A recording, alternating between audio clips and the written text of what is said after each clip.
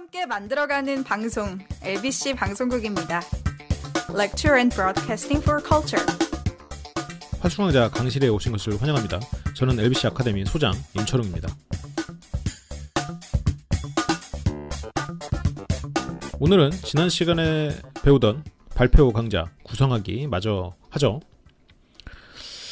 지난 시간에 얘기했던 대로 오늘은 이제 텍스트에 대한 얘기를 좀 해볼게요. 지난 시간에 이제 텍스트랑 여백 어떤 정도의 비율로 할 건지 그 얘기까지 했었죠. 텍스트는 의미가 명확한 텍스트를 활용하는 게 좋아요. 그러니까 30 딱 이렇게 하면 깔끔하고 좋죠. 근데 30초 감소 이렇게 딱 해줘야 돼요. 그러니까 30 뭐 표로 이제 세컨드니까 세크 쓰고 그리고 화살표 아래 이렇게 쓰는 정도는 괜찮아요. 근데 30 이것만 갖고는 안 돼요. 그러니까 이 장표를 봤을 때 의미가 명확해야 되는 거죠. 장표를 보고 발표자의 이야기를 들어야지만 의미가 명확해지는 텍스트는 안 돼요. 발표를 하다 보면 많은 사람들이 실수를 하는 게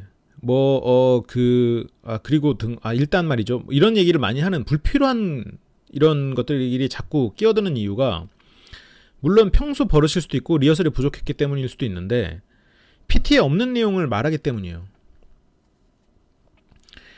PT는 물론 컨닝 페이퍼는 아닙니다. 근데 아무것도 없는 여백, 텍스트가 없는 내용을 이거 말을 해야지라고 준비가 안 된 상태에서 뭔가 생각을 해내면 내용은 분명히 알고 있겠죠. 발표자가. 내용을 알고 있으니까 말하려고 하는 건 맞는데 이걸 순간적으로 생각해내는 게 어려운 일이에요. 따라서 할 말이 있으면 키워드가 포함된 정리 내용을 장표에 넣어야 됩니다. 이제 많은 사람들이 스티브 잡스를 따라하려고 애를 써요. 근데 발표하는 사람은 일단 스티브 잡스가 아닙니다. 그리고 그 사람이 들고 나온 주제도 세상이 처음 보는 아이폰이 아니에요. 이미 아이폰은 널렸고 세상에. 그쵸? 그렇기 때문에 여러분들의 컨텐츠가 그 정도로 사람들에게 임팩트를 주지 못할 가능성이 크고 여러분들이 그 정도의 훈련이 안 돼 있을 가능성이 크다면 텍스트는 명확하게 배치가 돼줘야 돼요. 그렇기 때문에 이미지도 당연히 발표력이 뛰어나지 않는데 사진 하나 덜렁? 이러면 망하는 거죠. 운 좋게 통과가 될 수도 있어도 언젠가는 망합니다. 왜냐면 이거는 그 사람의 감에 의존하는 발표라고 해야 될까요? 철저히 준비됐다기보다는 내가 말을 잘하니까 나는 사진 하나로도 충분히 말을 잘할 수 있어. 이건 안 된다는 거죠. 그리고 제가 이제 발표 자료를 만들 때 좀 전략적으로 사용하는 장표가 있습니다. 몇 가지를 말씀드리면 한 페이지로 정리할 수 있는 거는 정리를 해서 보여줘야 돼요. 제가 전략적으로 쓰는 페이지 스타일 중에 하나는 as is to be 스타일인데 as is, 현재, to be, 미래에 어떻게 될 건가. 그러니까 현재는 이런 상황이고 to be, 미래는 이런 상황이다. 제가 지난 시간에 말했던 구성하기 한 장표에는 한 가지의 도표를 담아라라고 했는데 as is to be 같은 경우에는 좀 달라요. as is와 to be, 현재와 미래를 좌우에 배치시켜서 확연하게 눈으로 변한 이게 수치든 아니면 색깔이든 아니면 양적 증가든 이 양쪽에 이 두 가지 상황이 전혀 다르다면 큰 박스 안에 넣어가지고 각각의 박스 색깔을 약간 차이나게 해도 되겠죠. 색깔을 약간 차이나게 해가지고 그 박스 안에는 한쪽엔 현재 한쪽엔 미래. 그래서 미래는 이렇게 변할 것이다. 과거엔 이랬는데 우리가 이것을 개선함으로써 이렇게 변한다. 차이를 한눈에 딱 보여주는 거죠. 이 장표 안 만들고 우리가 이렇게 할 거고요. 미래에는 이렇게 변합니다. 이것보다 한눈에 그냥 딱 그걸 보여줘야 돼요. 한눈에 비교가 가능하게. 보는 사람도 딱 임팩트 있게 한눈에 변하는구나. 저렇게 바뀌는구나. 딱 이해할 수 있게. 그리고 지난 시간에도 약간 힌트를 드렸는데 각 연령대별로 막 얘기를 했잖아요. 10대, 20대, 30대 별로 특성에 대해서 하는 얘기를 한다. 그래서 한 장표에 10대, 그 다음 장표에 20대 이렇게 쭉 있는 그렇게 병렬적으로 설명이 가득한 페이지라면 그게 한 페이지짜리다 하더라도 그 앞에 개괄적으로 정리된 한 페이지를 삽입해 주는 게 좋아요. 그러니까 10대부터 연령대별로 어떻게 흘러가는지 그 흐름, 한눈에 흐름을 정리하는 페이지 병렬적인 설명이 뒤에 따라올 거면 그 병렬적인 설명을 각각 그 꼭지별로 정리를 한 흐름을 정리하고 그 다음에 뒤에서 자세히 설명하는 방법. 그 흐름을 정리하는 게 키페이지예요. 아까는 이제 비교하는 키페이지, 흐름을 정리하는 키페이지. 근데 병렬적인 설명의 흐름만 있는 게 아니에요. 논리적인 흐름이 있어요. 그래서 우리가 이것을 만들기 위해서 어떠한 사회적 배경이 있었다. 사회적 배경을 통해서 우리는 이러한 목적성을 띄었고 이러한 목적을 통해서 우리는 이것을 만들어냈다. 그리고 이것을 이렇게 실험했고 이것을 실험한 결과 이런 신장률이 있다. 이런 신장률로 보아 현재에 적용했을 때 현재에는 이러한 기대 효과가 있을 것이다. 이게 오늘 발표의 얘기라면 처음부터 쭉 정리를 하는 거죠. 지금 제가 즉흥적으로 말해서 약간 틀릴 수도 있습니다. 말하다 보면. 사회적 배경, 그 다음에 그래서 연구를 어떻게 왜 했는지 목적, 이런 식으로 목겁을 제작하고 마지막 결론. 이 논리의 흐름이 나가는 이게 한 페이지로 보여줘야 돼요. 목차랑은 달라요. 목차랑은 다른 겁니다. 어떤 식으로 논리가 전개됐는지, 내가 어떤 식으로 논리를 전개시킬 건지, 이 인과관계는 어떻게 되는 건지 이것을 보여줘야 돼요. 이것을 한 페이지로 보여줘야 돼요. 이건 2페이지면 안 돼요. 지금 제가 말씀드린 3가지, 비교하는 거, 그리고 병렬적인 것을 정리해주는 거, 그리고 논리의 흐름을 보여주는 거, 이거는 한 페이지로 만들어야 됩니다. 키페이지로. 그리고 설명도 잘해야 돼요. 그냥 짚어가면서 하나하나 읽는 거 안 돼요. 내가 이 내용을 이해하고 있으면 명확히 어떤 부분이 변했다, 혹은 어떤 식으로 흘러갈 거다, 이걸 보여줄 수 있어야 됩니다. 여러분들이 이제 발표를 하다 보면 한 50페이지 만들어가야 되는데 20분 만에 발표해야 되는 경우가 있어요. 특히 이제 뭐 제안 발표라든가 경쟁 발표에서는 그렇게 되는 경우가 굉장히 많은데, 물론 그렇다고 해도 한 10페이지에서 30페이지 그 사이는 너무 폭 넓게 잡았나? 한 20페이지 넘게는 다른 경쟁업체도 비슷하게 했기 때문에 그런 부분은 싹싹싹 넘어가 줍니다. 그러면 그 50장을 20분 안에 발표한다고 했을 때 계산하기 힘드니까 20페이지라고 할게요. 그냥 20페이지를 20분 안에 발표를 해야 된다. 어렵지 않죠? 그러면 한 장당 1분인가? 절대 아니죠. 절대 아니죠. 어떤 장은 5초 안에 넘어가야 될 수도 있어요. 어떤 장표는 그 장표 설명에 5분, 10분이 걸릴 수도 있습니다. 지금 말씀드린 이런 비교표라든가 이런 흐름 같은 걸 보여주는 표가 어느 정도 시간을 할애할 필요가 있어요. 방금 말한 비교표 같은 경우는 시간을 많이 할애해도 돼요. 근데 병렬적인 설명, 이거는 그렇게 많이 그러니까 다른 페이지보다는 좀 더 할애하되 너무 많은 내용을 할애하면 안 돼요. 왜냐하면 뒤에 병렬적인 설명에서 좀 더 자세한 내용이 나갈 거니까 첫 페이지에서 모든 걸 말할 필요는 없어요. 그래도 이건 키페이지들이기 때문에 여러분들이 시간 배분을 하실 때 똑같이 배분하려고 애쓰지 말고 내가 보여줄 수 있는 임팩트 있는 페이지, 정리가 잘 된 페이지가 무엇인가, 그래서 이 페이지에서 좀 더 머물러야겠다, 그렇게 여러분들이 구성하셔도 됩니다. 그리고 그렇게 구성하는 게 맞아요. 그리고 이제 구성 얘기를 하다 보니까 제가 이제 여러 가지 내용들이 떠오르네요. PT를 제가 컨설팅도 많이 해주고 학생들 발표하는 것도 많이 보다 보면 해줄 얘기가 정말 많거든요. 그리고 많은 사람들이 아까 텍스트에서도 얘기를 했는데 너무 많은 걸 담으려고 하다가 실패를 하고 깎아내야 될 것을 깎지 못해서 실패를 많이 하거든요.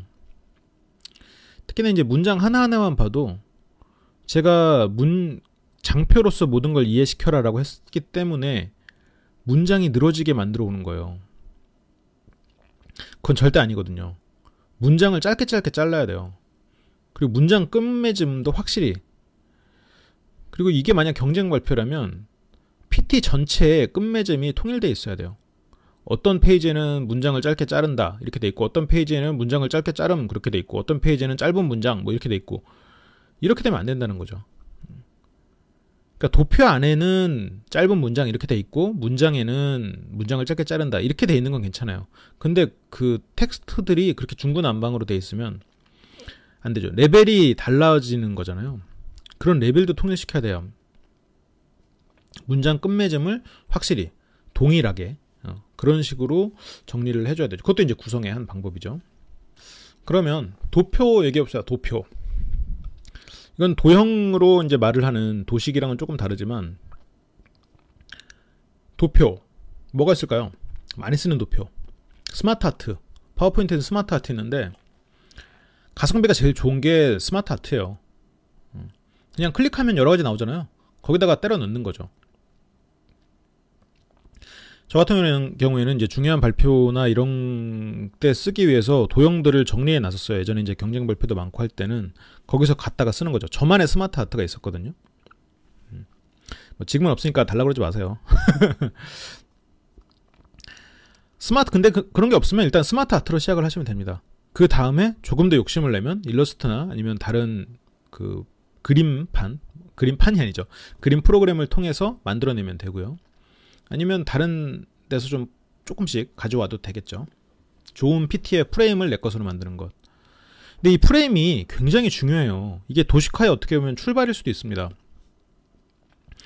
예를 들어서 이제 1레벨, 2레벨, 3레벨 이렇게 내려갈 때 그게 뭐 피라미드 구조로 돼 있을 수도 있고 어떤 경우는 이제 흐름으로 돼 있을 수도 있는데 그냥 피라미드 안에다가 1단계, 2단계, 3단계 이렇게 적으면 바로 사람들이 쉽게 이해를 하죠. 아, 피라미드로 구조로 돼 있구나.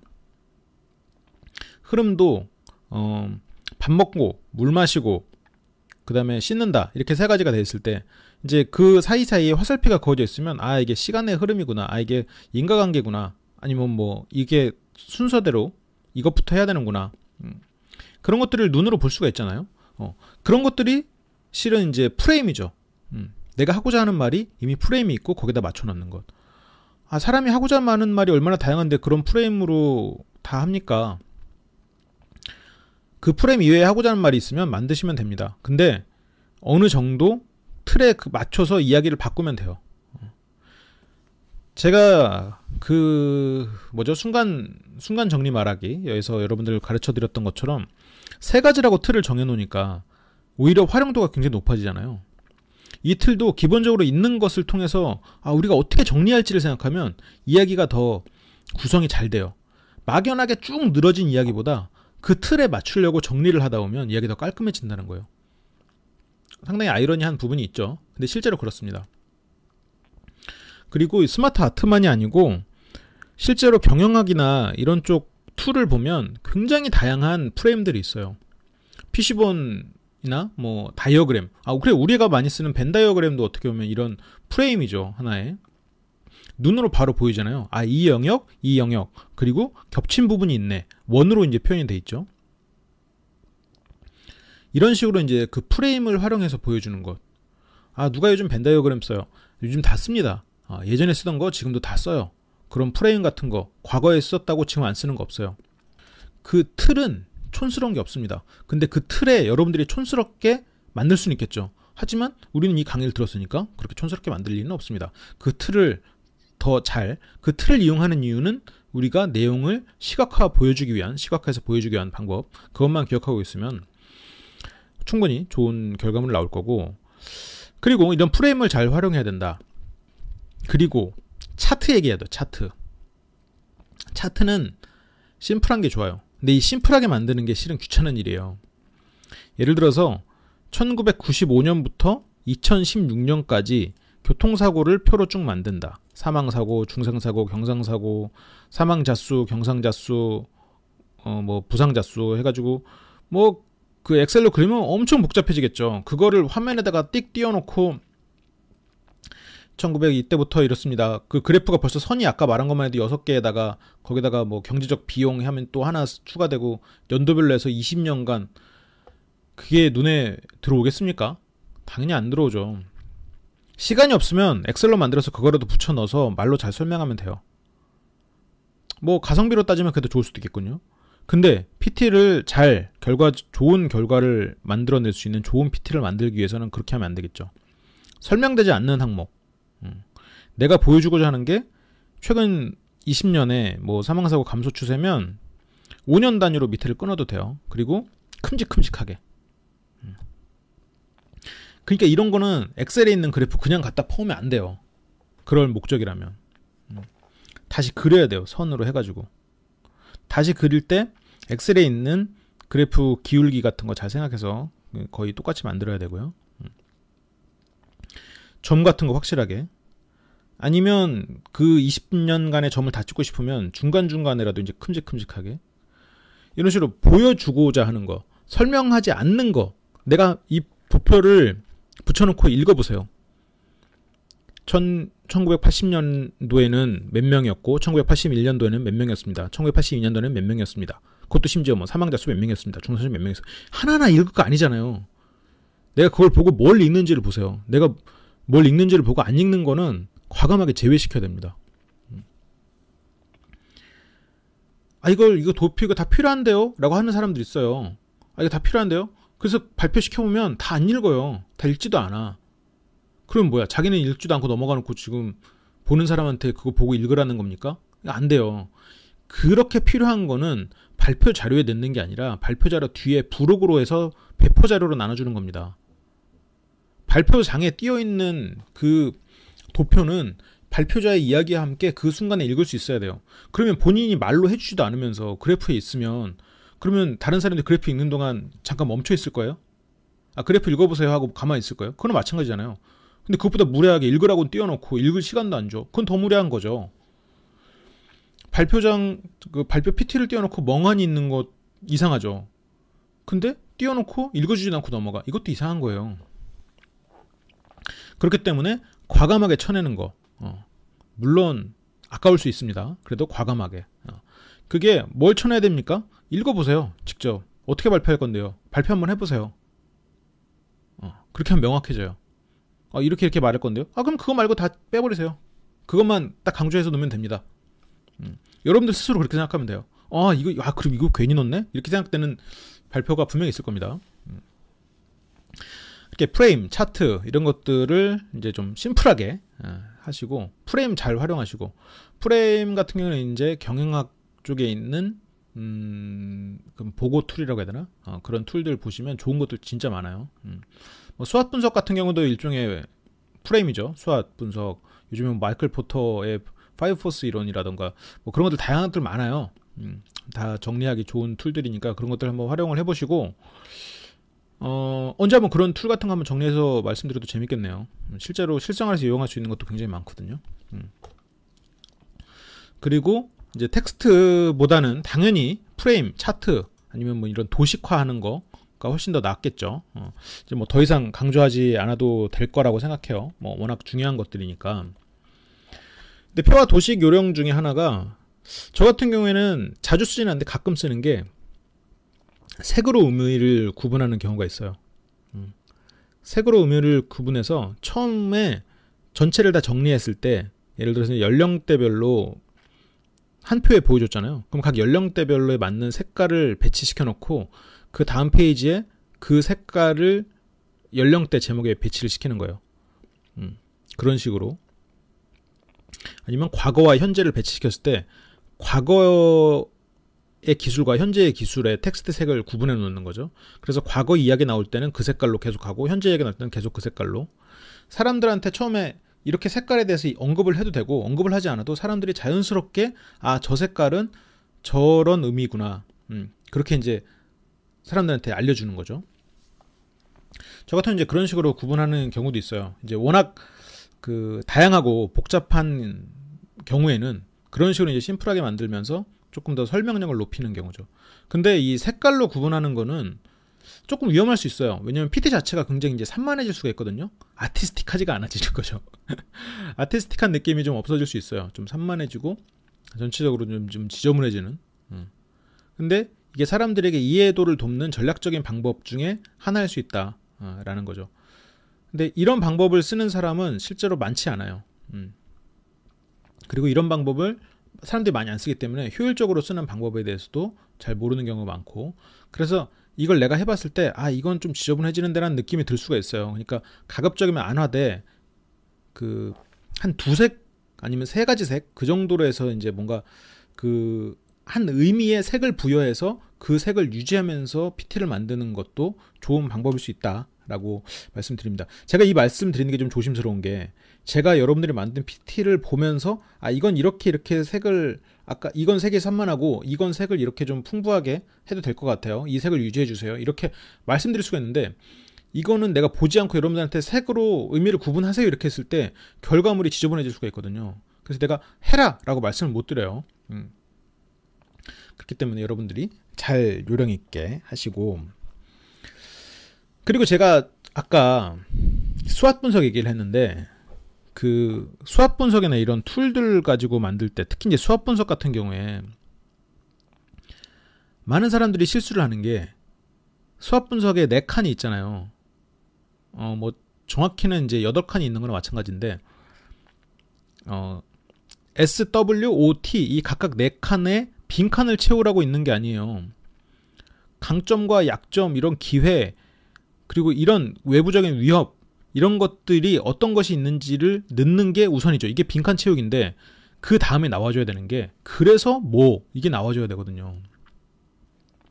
도식을 했든 표를 넣었든 여러분들이 그림을 넣었든 그걸 왜 넣는데, 그래서 왜? 뭐? PTL 발표를 쭉 하다가 갑자기 이쁜 고양이 사진이 있어요. 제가 키우는 고양이인데요. 이쁘죠? 그리고 넘어가서 또 다른 얘기예요.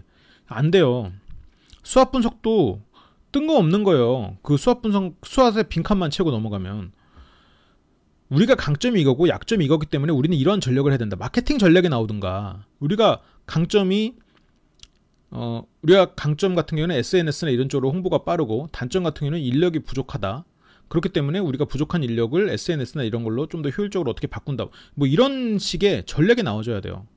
외부적 위협은 이거고 우리는 이런 식의 기회가 있기 때문에 우리는 이런 마케팅을 해야 됩니다. 뭐 이런 홍보 전략을 세워야 됩니다. 이런 시사점이 있습니다. 그게 수학 분석 안에 나와도 되는데, 그래서 뭐, 표도 이렇게 증가해 왔습니다. 그래서 뭐, 근데 물론 그게 결론으로 딱 끝나버리면 괜찮은데, 수학 분석은 결론이 될 수가 없어요. 말 그대로 분석이니까 결과가 나와줘야지.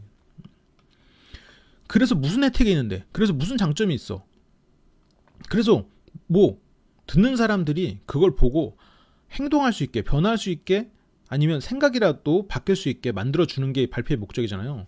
그러면 수학 분석 같은 경우, 자꾸 수학 분석 얘기하지만 가장 많은 사람들이 쓰는 도표 중에 하나가 수학 분석이잖아요. 그러면서 지금까지 제가 수학 분석으로 발표를 한 학생들을 많이 봤는데, 그 중에 그것을 통한 전략점을 넣은 친구들은 10%도 안 되는 것 같아요. 수학 분석하고 끝나. 그러면 안 돼요. 여러분들이 뭔가를 만들 때 그게 왜 넣는지를 생각해야 돼. 우리가 화술강좌 설득하기 우리 강의했던가요? 했다고 치고 설득의 단계를 생각을 해봅시다. 설득의 단계는 먼저 속성에 대해서 말을 하고, 그것의 장점을 이야기하고, 이익을 얘기하고, 그다음에 근거를 얘기하고, 이런 식으로 흘러가는 게 설득의 단계로 말하는 것 중에 하나라고 얘기했어요. 무슨 말이냐면, 이 필기도구는 흑연으로 만들어져 있습니다. 그래서 더 저렴하고 더 오래가게 돼 있습니다. 여러분들이 필기도구를 사는 데 있어서 어떠한 다른 필기도구를 사는 것보다 2배 이상 더 오래 쓰고 더 많이 쓰실 수 있겠죠. 자, 지금부터 그 근거에 대해서 제시합니다. 예를 들어서 이런 식으로 흘러간단 말이에요.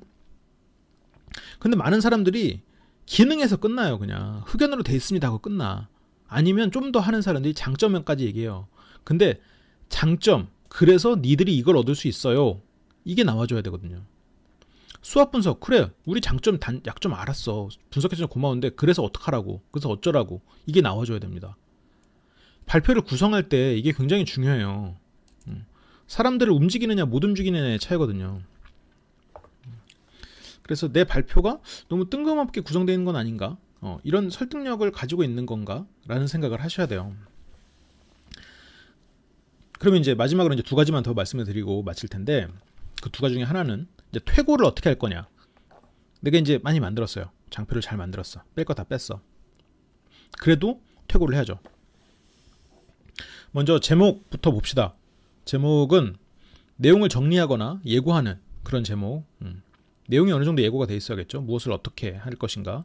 구구절절 늘어놓는 제목일 필요는 없지만. 그리고 아까 말씀드렸던 문장, 어미 맞추는 거, 동사어미인지 명사어미인지, 뭐뭐 함인지 뭐뭐 하단지, 아니면 그냥 명사로 끝나는 건지, 그거 PT 쭉 보면서 다 맞춰야 돼요. 그리고 구조를 확인해야 됩니다. 그러니까 동일한 레벨이면 병렬 구조. 그러니까 예를 들어서 쭉 나오는데 서울시, 그러니까 한국, 일본, 중국 이렇게 나오는데 갑자기 뜬금없이 런던 이렇게 나왔어요. 안 돼요. 그러면 나라면 나라로 쭉 레벨을 맞춰줘야 돼요. 그리고 뭐 우리의 장점 했는데 거기에 장점에서 뭐 우리는 30% 매출을 신장했다. 그리고 두 번째로는 직원이 300명이다. 뭐 세 번째로는, 그러니까 직원이 300명이라는 건 장점일 수도 있는데 그건 이제 현황에 가까운 거죠. 그러니까 예를 들어서 내가 쭉 쓰다 보면 처음에 그 표나 아니면 그 항목의 제목으로 썼던 거랑 다른 걸 쓰는 경우가 있어요. 다른 레벨의 것들이 들어온 경우도 있고, 실컷 다 나라 이름 적다가 갑자기 이제 도시 이름 적는 경우가 있고, 그리고 이제 방향성의 문제인데, 다 이제 증가 얘기하다가 이것만 감소? 뭐 어쩔 수 없이 해야 되는 경우도 있지만, 가능하면 방향을 맞춰주는 게 좋아요. 그리고 장점 얘기를 하는데 은근슬쩍 단점 얘기 같은 게 끼어들기도 하고, 이 방향성 같은 거 체크해 보시고, 그리고 내가 쭉 봤을 때 너무 병렬적인 게 있으면 그거를 이제 한눈에 보여주는 장표를 다시 작성을 하고. 저도 이제 퇴고를 할 때 이런 걸 거쳐요. 문장 쫙 보고, 그리고 그 단어 구조 다 맞는지, 레벨 맞췄는지, 항목들 방향성 맞는지. 실제로 PT를 만들다 보면 이런 거를 체크하기가 쉽지가 않거든요. 이건 따로 이제 보면서 정리를 해야 돼요. 이걸 보면서 발표를 해도 이거를 놓치는 경우가 많아요. 그리고 숲을 보여주는 장표, 아까 말씀드렸죠. 숲을 보여주는 장표의 중요성. 그게 필요하다 느낌이 들면, 퇴고할 때는 시간도 없고 막 이래가지고 만들기 귀찮은 경우가 많아요. 그래도 만드세요. 그걸 만들어 놓고 발표하는 거랑 그게 없는 상태에서 발표하는 게 굉장히 차원이 틀립니다. 한눈에 정리된 장표 꼭 만들어 두시고, 제가 아까 두 가지를 말씀드린다고 했는데, 그러면 이제 한 가지를 더 말씀을 드릴게요. 이제 이건 스토리텔링에 관한 얘기인데, 이것도 이제 텍스트를 만들 때 청중들이 얼마나 내 발표를 잘 기억하게 하느냐가 이제 스토리텔링을 얼마나 잘 하느냐의 문제예요. 그러려면 좀 청중 입장에서 생각을 해야 돼요. 전문적이고 이성적인 그런 자료라고 해도 이런 스토리텔링적인 메시지가 더 도움이 되거든요. 예를 들어서 300% 신장보단 3배 가까이 올랐습니다. 이게 더 좋고, 170m 이것보다는 성인 키 정도 높이, 이런 것들이 더 사람들에게 오래 기억에 남긴다는 거죠. 같은 이야기를 해도 그런 식으로 좀 바꾸는 게 여러분들의 발표를 사람들한테 오래 인식시키는 데 있어서 도움이 됩니다. 오늘은 이제 발표 구성하기 두 번째 시간을 했는데 어떤가요? 좀 도움이 많이 되셨나요? 이 발표 구성 같은 경우에는 굉장히 중요해요. 리허설도 어차피 다 구성된 발표 안에서 하잖아요. 그렇기 때문에 구성을 잘해야 나머지 것들이 좀 순차적으로 잘 흘러갑니다. 그리고 한 번 구성을 했다고 해서 그걸 정답이라고 생각하지 마세요. 한 번 구성하고 퇴고 한 번 했다? 이게 정답도 아니에요. 퇴고는 계속됩니다. 리허설을 할 때마다 바뀔 수도 있어요. 순서도 바뀌어야 되고, 많은 사람 앞에서 하면서 이 사람이 하는 지적에 대해서 흔쾌히 받아들이고 냉정하게 생각할 수 있어야 돼요. 무언가 있으니까 지적을 하는 거고, 이 사람이 내 적이라 지적을 하는 게 아니죠. 적한테 맞서기 위해서 준비를 하는 거기 때문에 그 준비 과정에서는 다른 사람의 지적을 경험히 받아들일 수 있어야 돼요. 내가 만들어서 애정이 있는 건 알겠지만 그 애정이 잘못된 애정일 수 있다는 거죠. 자식이 잘못됐으면 자식을 올바르게 해야지, 그 자식을 올바르다라고 고집 부리는 거는 잘못된 거잖아요. PT를 수정하게 만들고 이런 추가 장표를 만들게 이제 시켰을 경우에, 그런 조언을 줬을 경우에 이제 많은 사람들이 그런 반발을 해요. 내 PT는 완벽하다. 발표 때 잘할 거다. 내 발표를 들으면 이 PT가 잘못됐다고 말하지 못할 거다. 발표를 잘해도 PT가 잘못된 건 잘못된 겁니다. PT가 내용이 간결한 건 괜찮아요. 근데 내용이 틀린 건 안 되잖아요. 그리고 내용이 없는 것도 안 돼요. 그렇기 때문에 아까 말씀드렸던 퇴고를 하는 거예요. 일관되게, 그리고 논리적으로 정리한 장표. 말로 논리적으로 얘기하면 되지 않겠습니까? 그러면 백지 앞에서 말로 얘기할 것도 아니고, 전체를 다 늘어놓은 상태에서 얘기할 것도 아니고, 그럼 얘기하는 장표를 띄워놓고 얘기하는 게 가장 효율적이겠죠. 듣는 사람 입장에서도 그럴 테고. 그렇기 때문에 그런 장표는 당연히 넣어줘야 돼요. 그리고 이건 추가로 이제 스토리텔링적인 단어가 조금 더 사람들에게 기억에 오래 남길 수 있다. 근데 이제 퇴고나 다른 것에 잘 돼 있으면 이런 거는 좀 나중에 생각하셔도 되니까 추가적으로만 기억을 해두시기 바랍니다. 그러면 발표 강좌 구성하기 편이었어요. 두 번 구성하기를 이제 2개로 나눴는데 여러분들이 많이 도움이 되셨길 바라고, 그러면 다음 시간에 또 발표 강좌 혹은 화술 강좌 다른 편으로 돌아올 수 있도록 하겠습니다. 그럼 지금까지 화술 강좌 강의실 진행을 맡고 있는 임철홍 소장이었습니다. 감사합니다.